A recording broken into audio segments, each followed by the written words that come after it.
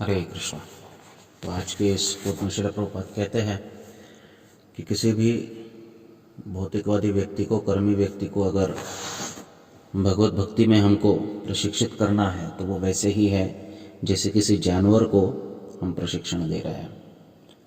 जैसे कोई ring master होता है, वो शेर को प्रशिक्षित करता है और फिर हम देखते हैं कि सर्कस में, अब तो फिलहाल पशुओं को हम सर्कस में नहीं देखते, लेकिन पहले ऐसा होता था। और वो सर्कस में आता था तो अपने अपना जो स्वामी है, जो ट्रेनर है, रिंग मास्टर है, उसकी हर एक बात मानता, एक शेर होकर भी। और फिर वो अगर कहता है तो वो नाचता भी था। तो यहाँ पर जो प्रभुपाद कहते हैं, जो मुद्दा है वो प्रशिक्षण का है। प्रशिक्षण देना ये एक बहुत ही सहिष्णुता का कार्य है। एक प्रशिक्षक को, एक प्रचारक को बहुत सहनशीलता का प्रदर्शन करना चाहिए।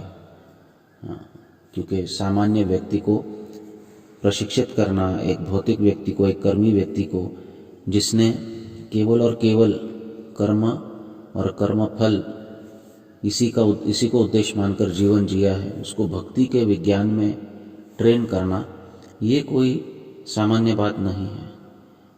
इसके लिए बहुत अधिक आवश्यकता है कि हम टॉलरेंट रहे, हम सहिष्णु रहे, हम सहनशील रहे। इस सहनशीलता का कभी कभी परीक्षा भी हो सकता है, लेकिन फिर भी एक प्रशिक्षक को, एक प्रचारक को सहनशील रहते हुए बद्ध जीवों का उद्धार करने के लिए कार्य करना चाहिए।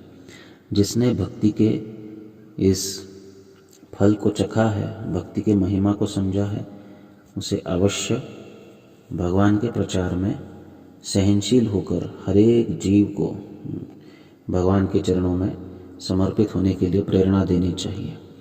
चैतन्य महाप्रभु कहते हैं, जारे देखो तारे कहो कृष्ण उपदेश। जिसे भी आप देखोगे उसे कृष्ण का उपदेश दो। ये इतना आसान नहीं है, क्योंकि भगवान का उपदेश देना और लोगों ने उसको तुरंत स्वीकारना, ये बहुत मुश्किल काम है। जब तक कोई भी व्यक्ति इस तत्व को पूरी तरह समझ ले और पूरी तरह स्वीकार कर ले, तब तक उसे बहुत गहरे प्रशिक्षण की आवश्यकता होती है। और उसके लिए जो प्रचारक होता है, उसकी सहनशीलता का परीक्षा होता है।